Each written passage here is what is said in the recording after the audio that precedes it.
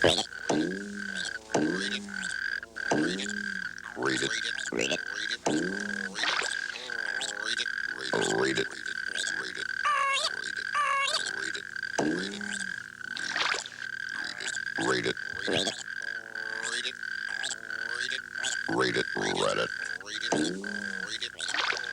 Read it.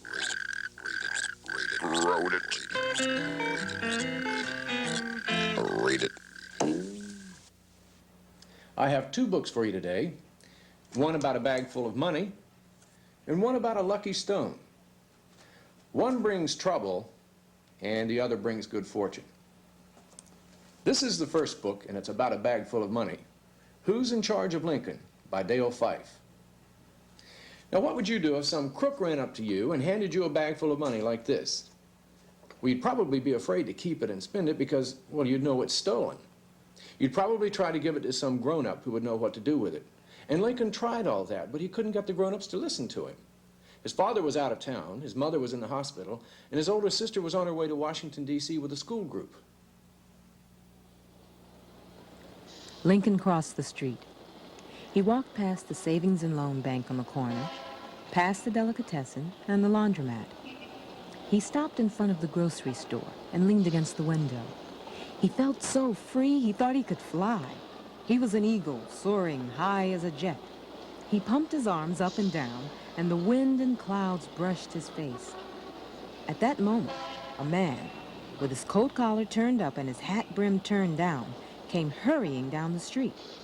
He tossed a brown paper sack into Lincoln's outstretched wings and shoved some bills into his fist. "There's more where this came from if you'll take my lunch to the subway corner and wait for me," the man said over his shoulder as he flashed out of sight in the crowd.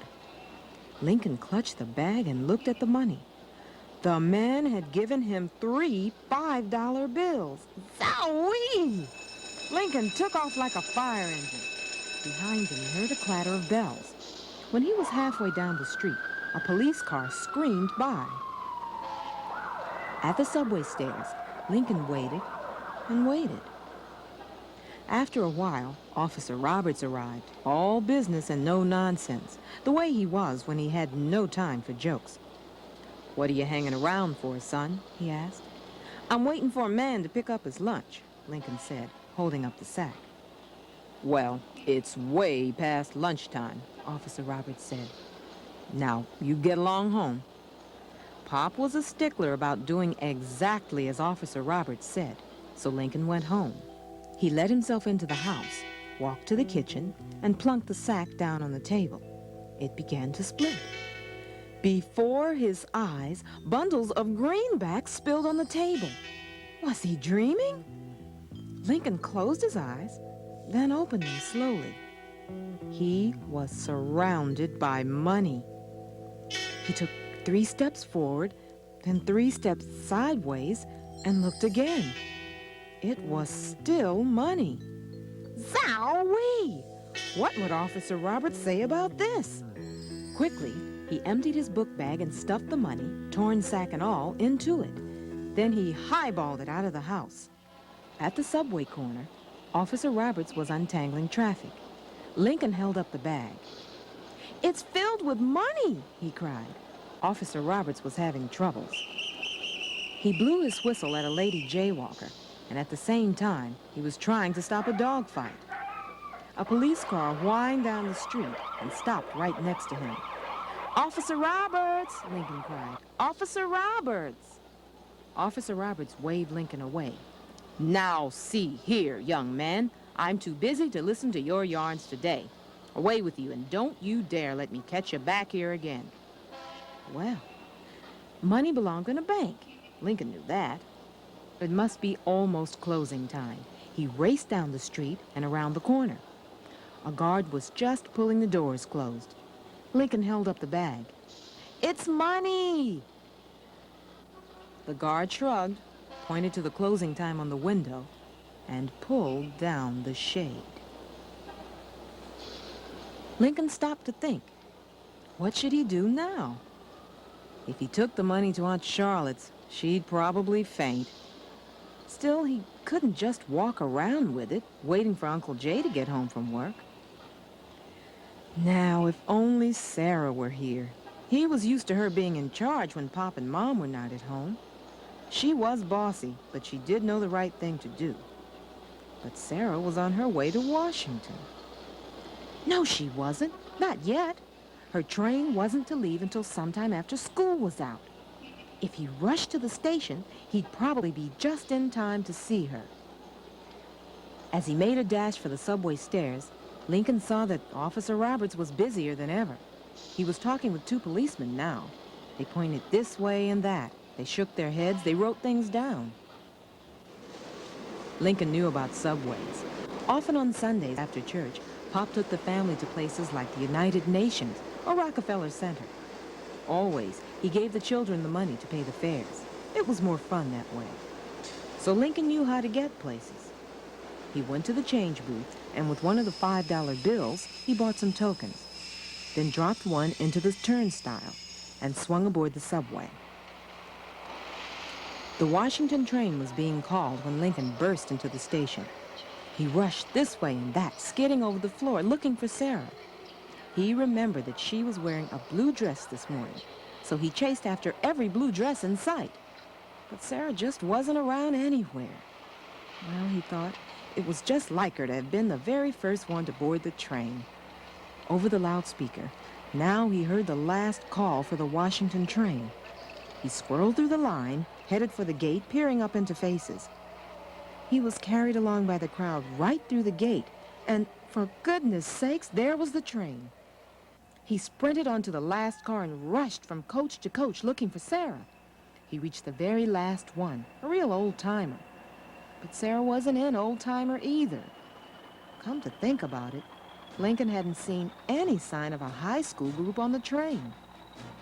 Then he remembered. Sarah's train was an excursion, which meant it would probably follow this regular train and was still in the station. Outside now, he heard, "All aboard!" He dashed for the vestibule. The train began to move. It picked up speed.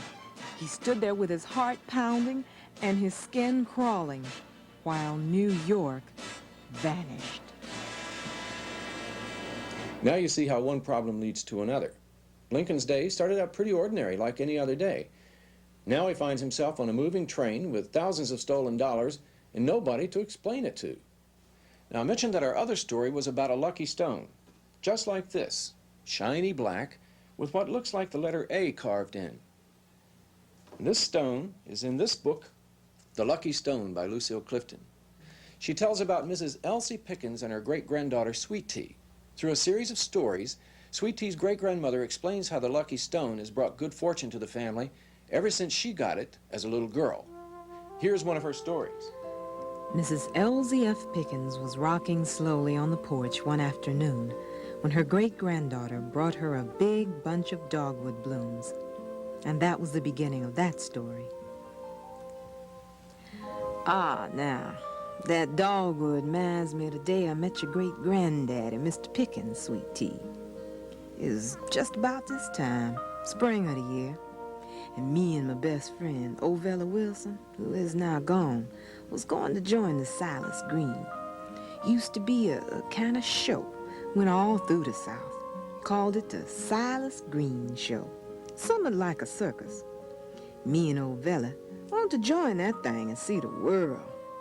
Nothing wrong at home or nothing. We just wanted to travel, see new things, and have high times.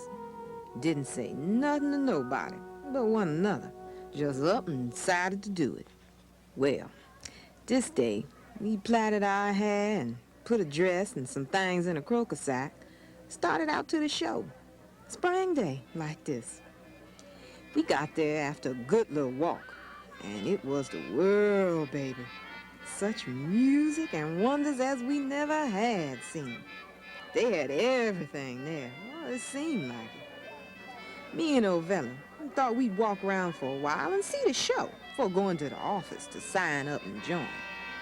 While we was viewing it all, we come up to this dancing dog.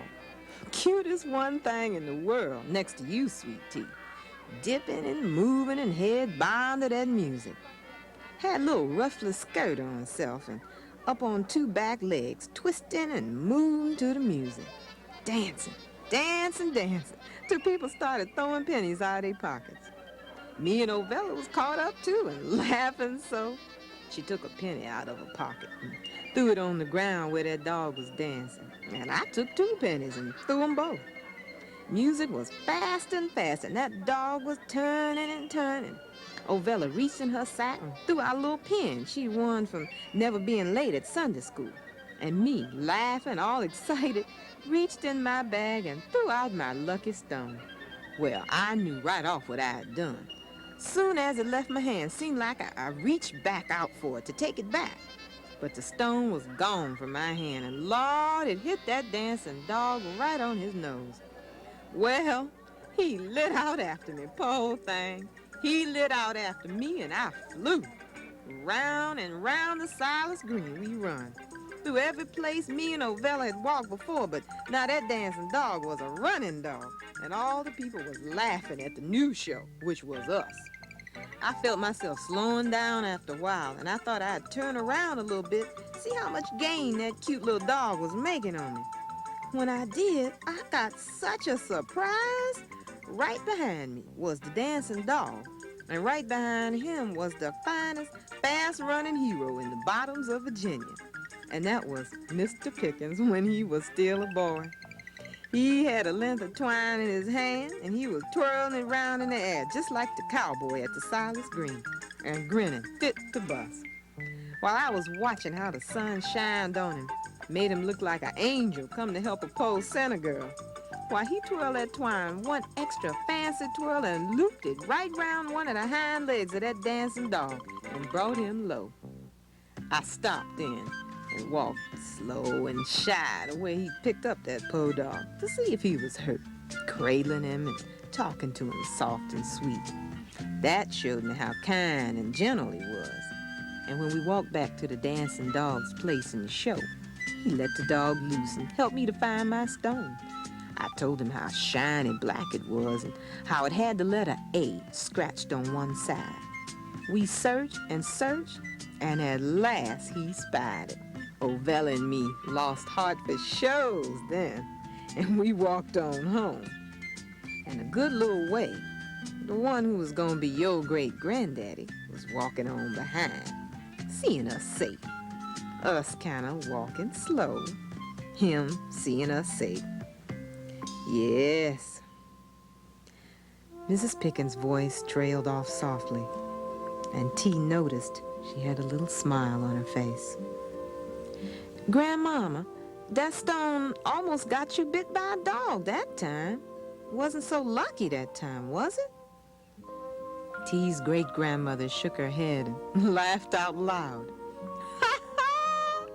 That was the luckiest time of all, T, baby.